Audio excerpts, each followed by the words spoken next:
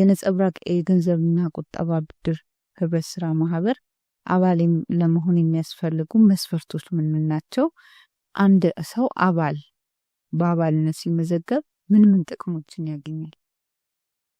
የነጸብራቅ የገንዘብና ብድር ቁጠባ ህብረት ስራ ማህበር አባል ለመሆን የመጀመሪያው ፈቃደኛ መሆን ነው የሚጠበቅበት። እኛም በፈቃደኝነት ላይ የተመሰረተ ስለሆነ አንድ ሰው ወዶ ፈቅዶ የሚገባበት ነው። ስለዚህ የመጀመሪያ ፈቃደኝነት ነው።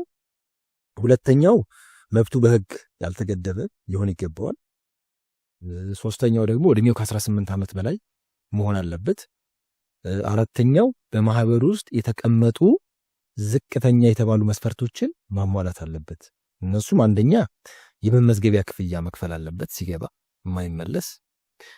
ሁለተኛ ሼር ወይም አክሲዮን መግዛት አለበት። ይህም ዝቅተኛ አክሲዮን አንድ ሰው የነጸብራቅ አባል ሲሆን 5000 ብር ወይም 5 ዕጣዎችን የአንድ ዕጣ ዋጋ 1000 ብር ነው። ስለዚህ እሱ 5 ዕጣዎችን በ5000 ብር ገዝቶ መግባት ይጠበቅበታል። ሌላው በገባ በወሩ ቁጠባ መቆጠብ አለበት። ይህ ማለት የገንዘብና ብድር ቁጠባ አባላት ያው ገቢ ያላቸው አባላት ነው ተብሎ ስለሚታሰብ መቆጠብ አለበት። ስለዚህ ከገቢው ላይ ከ400 ብር ጀምሮ አቅሙ የፈቀደውን በየወሩ ሳያቆራርጥ ቁጠባ መቆጠብ የሚችል አባል እነዚህ ነገሮች ካሟላ የነጸብራቅ አባል ይሆናል። መታወቂያ፣ ጉርድ ፎቶ ይዞ መጥቶ ቢሮ ጽሕፈት ቤት ፎርም አለ፣ የአባልነት ፎርም እና የወራሽ ፎርም አለ። እነሱን ሞልቶ በሙሉ አባልነት መቀጠል ይችላል። ያው ሙሉ አባል የሚባለው እነዚህን መስፈርቶች አስፈላጊ የክፍያ መስፈርቶችን እነሱን ካሟላ በኋላ ሙሉ አባል ተብሎ 6 ወር ይቆጠርለትና የብድር አገልግሎት እንዲያገኝ ይደረጋል ማለት። ለአባላቱ የብድር አገልግሎት ሲሰጥ ምን መስፈርቶችን አስቀምጣችሁ? ያው የነጸብራቅ የገንዘብና ብድር ቁጠባ ህብረት ስራ ማህበር ተቀዳሚ ዓላማው ያው በቁጠባ መልክ የሰበሰበውን ገንዘብ መልሶ ለአባላቶቹ በብድር መልክ ነው የሚሰጠው። ስለዚህ ብድር ስንሰጥ ያው መስፈርት አለው። መስፈርቱም ደግሞ ያው ከአባላት ጋር እንዲጣጣምና ከአካባቢያችን ነባራዊ ሁኔታ አንጻር ምን ሊሆን ይችላል ከሚል አንጻር የተሰራ ስለሆነ የመጀመሪያው መስፈርት የቆይታ ጊዜ ነው። አንድ አባል 6 ወራትን በማህበር ውስጥ መቆየት አለበት። ለ6 ወራት መቆጠብ አለበት። ይህንን ካሟላ ለብድር ራሱ እጩ ነው ማለት ነው። ሁለተኛው የሚፈልገውን የብድሩን 25% ማሟላት አለበት። ያ ማለት አንድ ተበዳሪ 200,000 ብር በብድር ከነጸብራቅ የሚፈልግ ከሆነ በአክሲዮንና በቁጠባው 25% ማስቀመጥ አለበት ማለት ነው። ያ ማለት 50,000 ብር በሼር በዕጣና በቁጠባ በአንድ ላይ ተደምሮለት እኛ ጋር ከ6 ወር በፊት ቆጥቦ ማስቀመጥ አለበት ማለት ነው። ስለዚህ እኛ አሁን እሱ 300,000 ብር እንኳን ቢፈልግ እኛ ጋር ያለው ስንት ነው? 50,000 ብር ስለሆነ የምናበድረው ሊሚቱ እስከ 200,000 ብር ይሆናል ማለት ነው። ይሄ በቃ ለሁሉም የገንዘብ መጠኖች 25%ቱን ማሟላት አለበት። የብድሩን 25% ማሟላት አለበት። ሶስተኛው ለዚህ ለሚበደረው ብድር አስተማማኝና ተመጣጣኝ የሆነ ዋስትና ማቅረብ አለበት። ዋስትና የምንጠይቀው የህብረተሰብ ገንዘብ ነው። ብድር ወጥቶ የማይመለስባቸው ሁኔታዎች ይኖራሉ። ህብረተሰቡ ደግሞ ቅድም እንዳልሽው የሚያምንሽ ገንዘቤን ነገ ስመጣ አገኘዋለሁ ወይ የሚል ኮንፊደንስ ያደርበን። ዛሬ የሚቆጥቡ የህብረተሰብ ክፍሎች ከዛሬ ኑሯቸው ላይ አንስተው ነው የሚያመር። ስለዚህ የዚህ የህብረተሰብ ገንዘብ በትክክል መመለስም ደግሞ አለበት። ስለዚህ ለመመለስ ደግሞ ዋስትናዎችን እንጠይቃለን። ስለዚህ አንድ ሰው ብድር ወስዶ መስራት ነው አይደል? ስለዚህ ሰርቶ ያመጣል። ካላመጣ ደግሞ እንዲያመጣ የሚያስችል የዋስትና ለመስጠት ብድር እነሱን እንይዛለን። እኛ ለአባላቶቻችን በርካታ የዋስትና አማራጮችን አምጥተናል። አንደኛው የጠለፋ ዋስትና ነው። ይህ የጠለፋ ዋስትና ማለት አባል ለአባላት አንዱ አባል ለአንዱ አባል ዋስ እየሆነ የሚበደርበት የዋስትና መጠን ነው። የገንዘቡ መጠን ይለያያል። ሁለተኛው የደሞዝ ዋስትና ነው። ከድርጅቶች ከሚሰሩ መስሪያ ቤቶች የደሞዝ ዋስትና ካቀረቡ ከየትኛው መስሪያ ቤት በደሞዝ ዋስትና የደሞዛቸውን 1/3 እያየን ብድር እንሰለቅላቸዋለን ማለት ነው። ሶስተኛው የተሽከርካሪ ሊብሬ ነው። የባጃጅ፣ የፎርስ፣ የዳማስ እንዲሁም የማንኛውም መያዣ ለመሆን የሚችል ተሽከርካሪ የነሱ ሊብሬ እንይዛለን። በአራተኛ ደረጃ የቤት ካርታና ፕላን ነው። ይሄም እንደ ብድር ገንዘቡ ይለያያል። አባሉ ካርታና ፕላን አቀርባለሁ መያዣ አቀርባለሁ ካለ እሱን ይዘን እግድ በምክር ቤት እግድ ተሰርቶ እንዳይሸጥ እንዳይለወጥ በብድር መመለሻ ጊዜው እንዲቀመጥ ተደርጎ በዛ ጊዜ ውስጥ ያ መያዣ ተደርጎ ይሰጣል። አምስተኛው የአክሲዮን ገበያው የሼር ሰርተፊኬቶች ለምሳሌ የባንክ ሊሆን ይችላል፣ የኢንሹራንስ ሊሆን ይችላል፣ ሌሎች የልማት ድርጅቶችም ቦንዶች እንደዚህ አክሲዮኖች ካሉ እነሱንም በመያዣነት ይዘን ብድር እንሰጣለንና እነኚህ የብድር መስፈርቶች ላይ ያሉ የዋስትና አይነቶች ናቸው። 25%ን ካሟላ ዋስትና ካቀረበ ከዛ በኋላ የብድር ሰነዶችን ነው የምንጠብቅበት። አንድ ብድር ሲሰጥ ያው መሟላት ያለባቸው የጋብቻ ሰርተፊኬት፣ መታወቂያ፣ ቢዝነስ ፕላን እንደ ሁኔታው እንደ ብድሩ አይነት ቢዝነስ ፕላን፣ እነዚህን ነገሮች በብድር ሰነድ ውስጥ ከሟላ በኋላ ብድሩ ትንተና ተሰጥቶበት ይህ ሰውዬ ብድሩን መውሰድ ይችላል ወይ፣ የመጀመሪያው የመበደር አቅም አለው ወይ የሚባለው ጥያቄ ይሄ መልስ ማግኘት አለበት። የመበደር አቅም ስንል ያው የብድሩን 25% ቆጥቧል ወይ ነው። ከዛ በኋላ ደግሞ ብድር የመመለስ አቅም አለው ወይ ነው። ይሄ የተበደረው ብድር ወጥቶ ምንድን ነው የሚያደርገው ነው። ማህበራዊ ችግሩን ይፈታለታል። እሺ ማህበራዊ ችግሩን ከፈታለት በኋላ ሰውየው አክቲቭሊ ብድሩን መመለስ ይችላል ወይ ያ ይታያል። ሁለተኛ ወደ ስራ የሚገባ ደግሞ ከሆነ ገንዘቡ የወሰደው ገንዘብ ስራ ላይ ሲውል ያ ስራ የሚያመነጨው ትርፍ አለ ወይ የሚለው ይታይና የመመለስ አቅሙን ይወስኗል ማለት ነው። ከዛ በኋላ ደግሞ ብድሩ ባይመለስ መመለስ የሚያስችል ዋስትና አለው ወይ አቅርቧል፣ የዋስትናው ጠንካራነት ማለት ነው እና ተጨባጭነት፣ እነዚህ መዘኑና አንድ ሰው ቅድም እንዳልሽው ብድር ማግኘት ይችላል ማለት ነው። አንዳላ አሁን ያላችሁበት ተጨባጭ ሁኔታ ምን ይመስላል? ዘላቂነቱን ለማስቀጠል ምን አስባችኋል? እንግዲህ እኛ አሁን ያለንበት የተጨባጭ ሁኔታ ያው አባላትም ሆኑ ሌሎች አካላት እንደሚያዩት ከሀሳብ ከእንትን ወጥተን ወደ ተግባር ገብተናል። አሁን ከአባላት አንጻር ስናየው የመጀመሪያው አባላቶቻችን 300 ነበሩ። አሁን ከ1150 በላይ ሆነዋል። ነውራበት ሰዓት እዚህ ደረጃ ተደርሷል። የአባላት እድገቱ ተጨባጭ ነገር ነው ማለት ቅድም የምናወራቸው ነገሮች ሁላ መልስ እያገኙ ነው። እዚሁ አባላት ላይ አባላት ቆጥበው እየተበደሩ ነው። ስለዚህ ያላችሁንን ነገር አላደረጋችሁም ብለው እንትን የሚያነሱበት ሁኔታ የለም። ስለዚህ ከአባላት አንጻር የአባላት ቁጥራችን እየጨመረ መጥቷል። ይህን ስልሽ የሚገባው ወደ ነጸብራቅ የሚገባው አባልና ከነጸብራቅ በተለያየ ምክንያት የሚወጣው አባል ቁጥር አይገናኝም። እኛ በወር በ6 ወር በአመት 2 ሰው 3 ሰው ቢወጣ ነው ወጪው ማለት ነው። የሚገባው ቁጥር ግን በወር ቢያንስ ሳይሆን በአማካኝ ከ40 ሰው በላይ ነጸብራቅን ይቀላቀላል። ይሄ 40 ሰው ሲመጣ ካፒታል ይዞ እየመጣ ነው። ተስፋ የመስራት ተስፋ ይዞ እየመጣ ነው። ቅድም እንደነገርኩሽ የታማኝነት ጥያቄ ሳይሆን የሚያነሳው አሁን 6 ወር ዛሬ ቆጥቤ ከ6 ወር በኋላ እንትን መግዛት ፈልጋለሁ ታበድሩኛላችሁ። ስለዚህ ሐሳብ ይዞ እየመጣ ነው ማለት ነው። ስለዚህ አሁን አባላቶቻችን ካፒታልና ሐሳብ የመስሪያ ሐሳብ ይዘው እየመጡ ነው ማለት ነው። እዚህ ደረጃ ደርሰናል። ሰዎችን እያገለገልን ነው። እዚህ ደረጃ ደርሰናልና ከካፒታል አንጻር ስናይ ደግሞ 1.5 ሚሊዮን ብር ነበር መመስረቻ ካፒታላችን። አሁን ከ17 ሚሊዮን ብር በላይ በካፒታል ደረጃ፣ በሀብት ደረጃ ደግሞ ስናየው ወደ 40 ሚሊዮን የተጠጋን ነው እና እዚህ ተጨባጭ ደረጃ ደርሰናል። ሌላው በስራ ዕድል ፈጠራ ዙሪያ ቢያንስ ነጸብራቅ እንስራ እናደራጅ የነበረ ሐሳብ አልፎ አሁን ለ7 ቋሚ ሰራተኞች የስራ ዕድል ፈጥረናል። በከተማ ውስጥ ነው ማለት። ቀጣይ ደግሞ ብራንቾች ስናሰፋ ደግሞ በርካታ ሰዎች ወጣቶች የስራ ዕድል እንፈጥራለን። ስለዚህ እነዚህንም አሁን ያለንበት ደረጃ ከስራ ፈጠራ አንጻር ቢያንስ ለሚሰሩ ሰዎች የስራ ዕድል ፈጥረናል። ከአባላት አንጻር ብድር እያቀረብን ቁጠባን እያበረታታን ነው። እንደውም ነጸብራቅ የነጸብራቅን እንዲረከቡ ተብሎ የልጆች ቁጠባ አለ። አሁን ነጸብራቅ ውስጥ አሁን ወደ 40 የሚጠጉ ቤተሰቦች ለልጆቻቸው ቁጠባ ጀምረዋል። ስለዚህ ነገ አሁን እኛ ዞር ብንል እነዛ ልጆች ነጸብራቅን ያስቀጥላሉ ማለት ነው። ስለዚህ በእንደዚህም ተጨባጭ በልጆች ላይም እየሰራን ነውና ልጆች ላይም ተጨባጭ ነገር እያደረግን ነው። አሁን ከዚህኛው ደግሞ በተነሳ ዝርዝር ነገር ሲሄድልሽ ቅድም በመረጃ እንደነገርኩሽ 37 ሚሊዮን ብር ለ147 አባላት ብድር ስንሰጥ በትራንስፖርት ዘርፍ ላይ ለተሰማሩ ለባጃጅ ሹፌሮች፣ ለፎርስ፣ ለዳማስ ብድር ሰጥተን ጥሩ ነገር እየሰሩ የራሳቸው ነገር እንዲሆናቸው አድርገናል። የጤና ችግር ገጥሟቸው ኢመርጀንሲ ብድር ወስደው ችግራቸውን ፈተው አሁን በስነ ስርዓት ብድራቸውን እየከፈሉ ያሉ ሰዎች አሉ። እነኚህ ተጨባጭ ምስክሮቻችን ናቸው። በኮንስትራክሽን ዘርፍ ቤት ለመጨረሻ ለእድሳት ወስደው ከኪራይ ቤት ወጥተው ቤታቸው ገብተው የኖሩ ሰዎች ስታይ ደስ ይልሻል። ይህም ተጨባጭ እንትን ነው።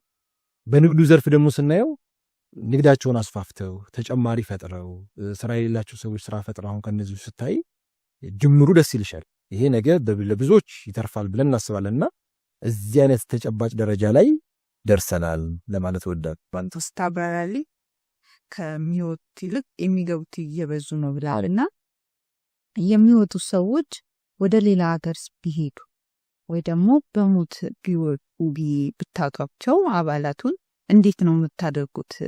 አላችሁ ህገደም? አባል ሲሆን ቅድም የነገርኩሽ መስፈርት ማለት ነው ተቀምጦለታል። ሲወጣም ደግሞ መብትና ግዴታው በተጓዳኝ ተቀምጦለታል። ስለዚህ አንድ አባል ነጸብራቅ ጋር ካለ የመበደር ትርፍ መካፈል እነዚህ መብቶች አሉት። እነዚህም ደግሞ የአባልነቱን ጊዜ ጠብቆ ደግሞ አይ ልለቅ ነው ከነጸብራቅ ቢል ደግሞ መንገድ ተዘጋጅቶለታል። የመውጫ መንገድ አለው ማለት ነው። አንድ ሰው በዕዳ እስካልተያዘ ድረስ ዋስ ሆኖ ወይም ደግሞ ከሌለበት ነጸብራቅ ላይ በማንኛውም ጊዜ እለቃለሁ ካለ የቁጠባ ገንዘቡ እስከነወለዱ ከመጀመሪያው ጀምሮ ከገባበት ጊዜ ጀምሮ ያስቀመጠው ገንዘብ እስከነወለዱ ተሰርቶ ተመላሽ ይደረግለታል። የአክሲዮን ገንዘቡ ደግሞ አክሲዮን በአመት አንዴ ስለሆነ ትርፍ የምናከፋፍለው በአመቱ መጨረሻ ትርፍ ተሰርቶ ትርፉ በአድራሻ ይላክለታል ማለት ነው። ኪሳራም ካለ ደግሞ ያው ቢዝነስ ስለሆነ ትርፍም ኪሳራም እኩል ስለምንጋራ እሱ አለ። ምንም የሚቀርባቸው ነገር የለም። አሁን ለምሳሌ አገር ቀይሮ ሊሆን ይችላል ይሄኛው ኬዝ የተፈጠረው። አንድ ሰው ቢሞት እኛ ጋር አክሲዮን አለው፣ እኛ ጋር ቁጠባ አለው። ቢሞት አንደኛው ወራሽ ስለምናስሞላው ለወራሾቹ እኛ ጋር ያለውን የቁጠባ ገንዘብ የሼር ገንዘብ እናስረክባለን። ስለዚህ አሁን እኛ ጋር የአባላት ፎርም ሲሞሉ የወራሽን ፎርም አለ ነበር። ስለዚህ ያ ገንዘብ እኛን ወርሰም እናስቀረው አይደለም ወይ ደግሞ በቃ አባልነቱን ትብራኑላል ለቤተሰብ እናስረክባለን። ስለዚህ የሞት አደጋም ከተከሰተ በአባላቶቻችን ላይ ያንን ገንዘብ እንመልሳለን። አይ ደግሞ ልወጣ ነው ልሄድ ነው ልለቅ ነው ካለም ደግሞ እንትኖች አሉ ሂደቶች አሉ። እነሱን ሂደቶች አልፎ ገንዘቡ ይሰጠዋል። ይሄ ተጨባጭ ነው። ሄደሽን ብትጠይቂ የወጡ ሰዎችም እንዳጋጥሞሽ ኢንተርቪው ብታደርጊላቸው ገንዘባቸው ተመልሶላቸው ምንም የሚያጡት ነገር በሞት በምሳሌ አባሉን ብናጣው ወራሾቹ አይ ከምትሰጡን በነጸብራቅ አባልነት እንቀጥላለን ካሉ ደግሞ መቀጠል ይችላሉ። ስለዚህ ሁለቱም የተመቻቸ ነገር ነው አግላ ያለው ሁለቱ እና ደግሞ እዚሁ ላይ አንተስባራዲ የምፈልገው ነገር አሁን ከከተማ ውጪ የሚኖሩ ሰዎች ነጸብራቅ አባል መሆን ቢፈልጉ ወይ ደግሞ መቆጠብ ቢፈልጉ እንዴት ነው ማድረግ? አክሲዮን ገዝተው እንዴት ማድረግ ይችላሉ? እንዴትስ መበደር ይችላሉ? እንግዲህ ያው እኛ የተመሰረተ ነው እዚህ በጅጅጋና በጅጅጋ ዙሪያ ቢሆንም አበካ ጅጅጋ ውጭ ያሉ አባላቶች አሉ። አሁን እንደው ከሀገር ውጭ በሀገር ውስጥ ብቻ አይደለም። አሁን እዚህ ጎረቤት ሀገር ጅቡቲ ላይ ያለ አባል አለ። ይልካል፣ ገንዘቡ ይቆጥባል። ገባሽ? ልክ ክፍት ነው። ሰው ይንቀሳቀሳል።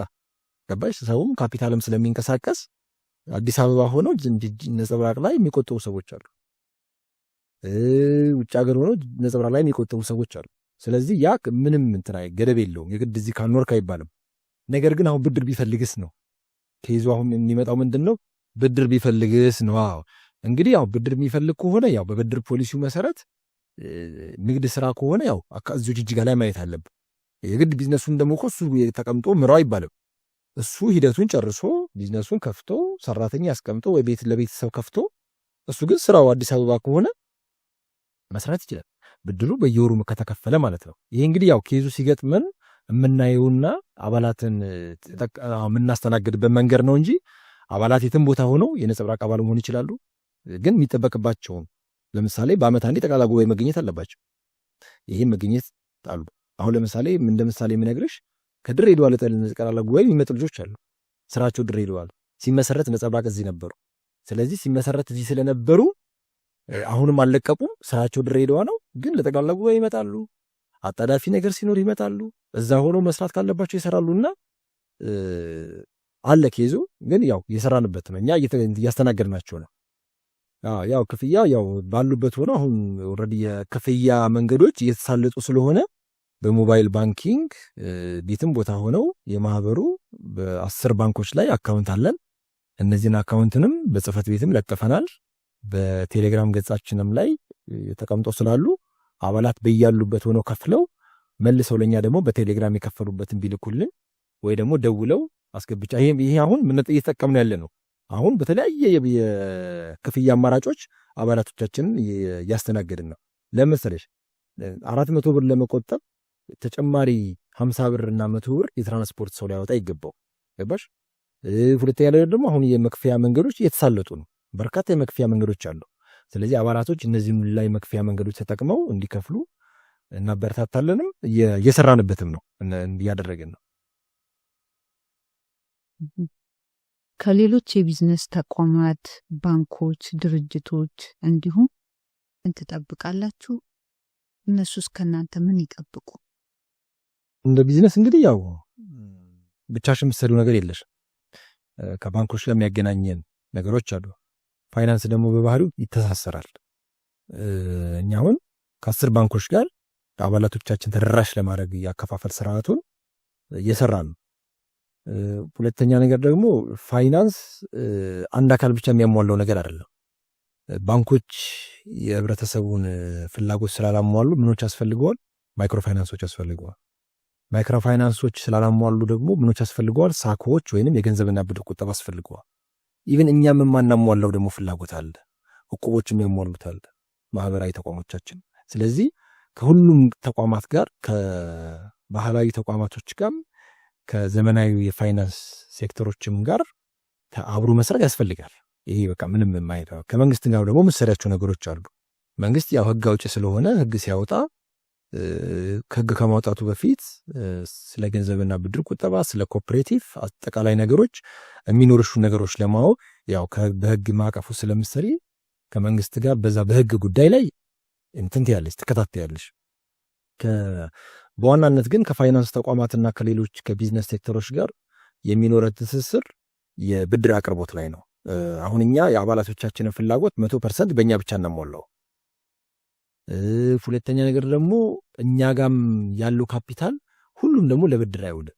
የሆነ ጊዜ እኛ ጋር ኤክሰስ ገንዘብ ሊኖር ይችላል። ስለዚህ እኛ ጋር የተከማቸ ገንዘብ ባለበት ጊዜ አባላት ዋጋ ሊከፍሉ ነው ማለት ነው። ገንዘባቸው ሊሰራ አይደለም ማለት ነው። ያኔ ባንኮች የሚፈልጉት ከሆነ ወይ ደግሞ ድርጅቶች የሚፈልጉ ከሆነ ለተቋማት ያንን ገንዘብ በብድር መልክ ትሰጫለሽ ማለት ነው። እኛ ደግሞ ከፍተኛ ጥያቄ ቀርቦልን የአባላትን ፍላጎት ሳናሟላው አባላት ደግሞ ላይረኩ ይችላሉ ማለት ነው። ያኔ ደግሞ ከውጪ እኛ ብድር ማምጣት አለብን ማለት ነው። ስለዚህ የዚህን ጊዜ ከየትኛውም ተቋም ጋር በጋራ ተጠቃሚነት መርሆ መሰረት እኛም የምንጠቀምበት ባንኮችም የሚጠቀሙበት ይሄ የጋራ ንግግር ነው። ምንድን ነው የሚጠቅመን? ለነጸብራቅ ጋር ብነሱ ቢሰጡ ገንዘብ ቢሰጡ ወይ ደግሞ እውቀት ቴክኖሎጂ ቢሰጡ ምን እንጠቀማለን ብለው ሲያስቡ እኛ ደግሞ ከነሱ የምንጠቀመውን ነገር ስናቅ አብረን ላይ ጋራ ለመስራት ይገኛል። ግን እንደ አጠቃላይ ሁኔታ ግን ምንም ብቻችን ሆነ የምንሰራው ነገር የለም። ተሳስረን እኛ ያላረካነውን እነሱ ያረኩ እንትን ያሉትን ያልሸፈኑትን እኛ እየሸፈን መስራት ስለሆነ ከየትኛውም ድርጅት ጋር በጋራ ተጠቃሚነት ስልሽ የአባላቶቻችንን መብት ቅድሚያ በመስጠት ገባሽ። እኛ ቤት ወይ ነጸብራቅ ጋር ጉድለት እያለ ለውጭ አካል ሌላ ነገር አናረግም። ስለዚህ መጀመሪያ የአባላቶቻችንን ጥቅም ነው። ሁለተኛ የፖሊሲዎች ሲወጡ ወይ ደግሞ አንዳንድ እንትኖች በሚኖሩ ጊዜ የአባላትን ጥቅም ይነካል አይነካም ያን እናያለን። ስለዚህ የአባላትን ጥቅም ባስቀደመ መንገድ ከማንኛውም ድርጅቶች ጋር በጋራ ተግባብተን የመስሪያ ስምምነት በመፈጸም ለመስራት ዝግጁ ነን። አሁን ላይ ያለው ከባንኮች ጋር ነው። ለባንኮች በርካታ ጥያቄ ያቀርበናል። እኛ ጋር ያለውን የአባላት ቁጥር፣ እኛ ጋር ያለውን የአባላት አቅም አስረድተናል። እንዴት ምን ላይ መስራት እንደምንችልም በጽሁፍ ሁላ ሰጥተናቸዋል። ምላሽ ይሰጡናሉ። በሂደት ላይ ያሉ ያልሰጡንም አሉ። ስለዚህ እነሱ ያው ምላሻቸውን በማየት አብረን በጋራ እንሰራለን። ከድርጅቶችም ጋር ከፋይናንስ ድርጅቶች ውጭም ከየትኛውም ድርጅትም ጋር የጋራ ተጠቃሚ የሚያደርገን ነገር ላይ እንሰራለን። ከመንግስት ያው እንዳልኩሽ ህግ ነው የመጀመሪያው። የትኛውም ድርጅት መንግስት ህግ ከማውጣት ውጪ ስራ መሰሉ አንቺ ነሽ። በሚያወጣሽ መንገድ መስራት የሚጠበቅብሽ አንቺ ነሽ።